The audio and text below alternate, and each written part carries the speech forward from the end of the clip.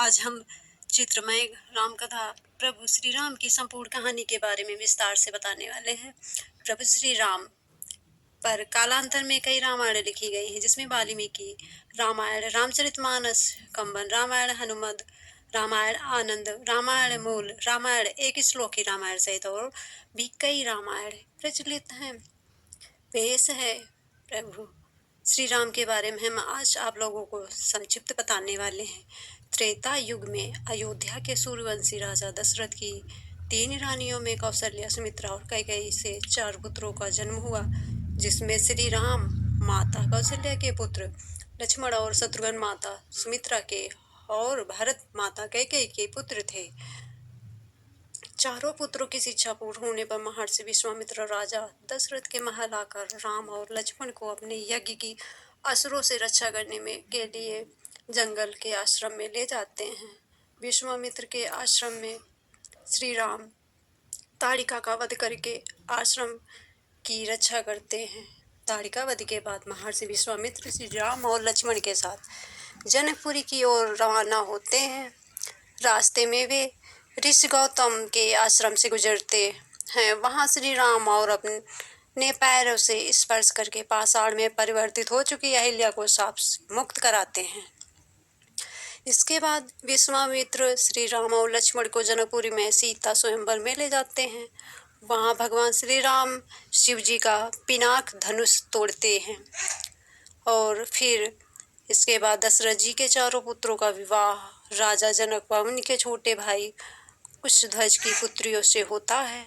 श्री राम का विवाह सीता से, लक्ष्मण जी का विवाह उर्मिला से, मांडवी का विवाह भरत से और शत्रुघ्न का विवाह श्रुतकीर्ति से होता है। देवासुर संग्राम में दशरथ का रानी कैकेयी ने साथ दिया था।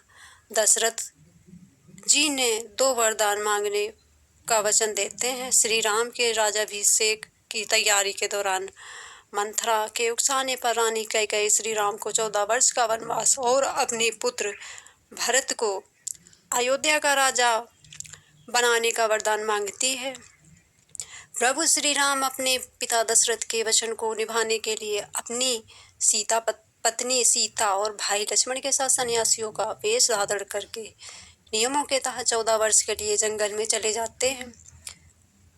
इधर प्रभु श्री राम लक्ष्मण और माता सीता को निषाद राज के वटनाव से गंगा पार कराते हैं। श्री राम पारितोषिक देना चाहते हैं तो क्या मैंने तुम्हें गंगा पार कराया, उसी तरह आप भी मुझे और मेरे परिवार को इस भवसागर से पार करा देना। दंडकवन में रावण की बहन शूर्पणखा और सुंदर अप्सरा नयनतारा का रूप धारण करके कुटिया के बाहर बैठे श्री राम से विवाह करने का आग्रह कहती है। इधर श्री राम के इनकार करने पर वह लक्ष्मण से जिद करती है। फिर वह माता सीता को मारने दौड़ती है। यह देखकर नाक काट देते हैं। अपनी कटी हुई नाक को लेकर शूर्पणखा अपने भाई और दंडक वन के असुर राजा और खर और दूसर के पास पहुंचती है। बाद में श्री राम का खर और दूसर से युद्ध होता है, जिसमें दोनों का श्री राम वध कर देते हैं। खर दूसर के वध का समाचार सुनकर लेकर शूर्पणखा अपने भाई लंकापति रावण के पास पहुंचकर उन्हें भड़काती है और सीता की सुंदरता की तारीफ करती है। इसी के साथ वह कहती है कि आप वनवासी राम की सुंदर पत्नी का हरण कर ले आइए। इसके बाद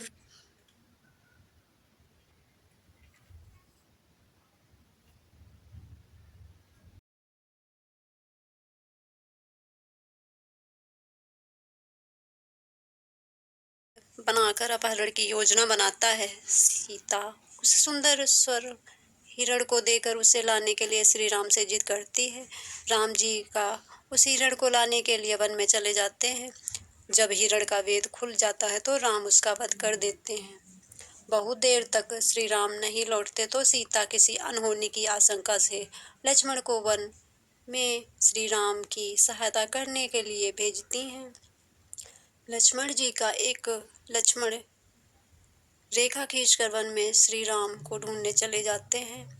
लक्ष्मण जी के जाने के बाद रावण सन्यासी का वेश धारण करके सीता से भिक्षा मांगता है और कहता है, इस रेखा के पार आकर ही भिक्षा दें, तभी ग्रहण करूंगा। माता सीता यह गलती कर देती है और तब रावण अपनी असली रूप में आकर अपहरण करके सीता को विमान में बैठा कर ले जाता है। रावण जब विमान से माता सीता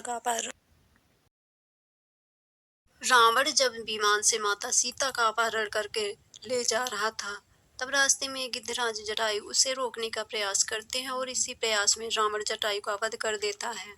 जटायु का अंतिम संस्कार करने के बाद श्री राम और लक्ष्मण सीता की खोज में निकल पड़ते हैं। खोजते हुए वे सबरी के आश्रम पहुंच जाते हैं। इसके बाद उनका हनुमान जी सुग्रीव जी से मिलन होता है। सुग्रीव अपनी व्यथा राम को सुनाता है। सुग्रीव की व्यथा सुनकर राम जी बाली वध के लिए तैयार हो जाते हैं और सुग्रीव और बाली के युद्ध के दौरान राम जी बाली का वध करके सुग्रीव को किष्किंधा का राजा बना देते हैं। सीता की खोज में जामवंत के कहने पर हनुमान जी को अपनी शक्तियों का आभास जाते हैं और वहां उनकी विभीषण से भेंट होती है। इसके बाद वे माता सीता को श्री राम की अंगूठी देकर राम के बारे में बताते हैं। इसके बाद हनुमान जी को मेघनाथ बंधक बनाकर रावण के समकक्ष खड़ा करता है, तो वे रावण को श्री राम के समकक्ष समर्पण करने या युद्ध के लिए तैयार करने के लिए कहते हैं। यह सुन कहने पर हनुमान जी को अपनी शक्तियों का आभास होता है और वे समुद्र लागकर अशोक वाटिका पहुंच जाते हैं और वहां उनकी विभीषण से भेंट होती है। इसके बाद वे माता सीता को श्री राम की अंगूठी देकर राम के बारे में बताते हैं। इसके बाद हनुमान जी को मेघनाथ बंधक बनाकर रावण के समकक्ष खड़ा करता है, तो वे रावण को श्री राम के समकक्ष समर्पण करने या युद्ध के लिए तैयार करने के लिए कहते हैं। यह सुनकर रावण उनकी पूंछ में आग लगवा देता है। हनुमान जी अपनी जलती हुई पूंछ से लंका को जला दहन के बाद हनुमान जी विभीषण की मुलाकात श्री राम से कराते हैं और तब नल और नील की योजना से समुद्र पर सेतु का निर्माण किया जाने लगता है। अंत में श्री राम बाली पुत्र अंगद को रावण की सभा में बेचकर समर्पण करने और शांति का अंतिम प्रस्ताव का संदेश देते हैं। रावण नहीं मानता है तो अंगद अपनी शक्तियों का प्रदर्शन करके चेतावनी देकर लौट आता है। इसके बाद राम और रावण का युद्ध होता है। तीसरे दिन के युद्ध में श्री राम का कुंभकर्ण से युद्ध होता है और तब कुंभकर्ण का मारा जाता है। कुंभकर्ण और रावण के पुत्रों के मारे जाने के बाद लक्ष्मण मेघनाथ का युद्ध होता है। तब मेघनाथ राम लक्ष्मण को नागपाश में बांध देते हैं। फिर गरुड़ की सहायता से राम लक्ष्मण को नागपाश से मुक्ति कराया जाता है। इसके बाद मेघनाथ के प्रहार से लक्ष्मण जी मूर्छित हो जाते हैं। तब हनुमान जी वैद्यराज सुशेड़ के कहने पर संजीवनी जड़ी बूटी का पहाड़ ले आते हैं।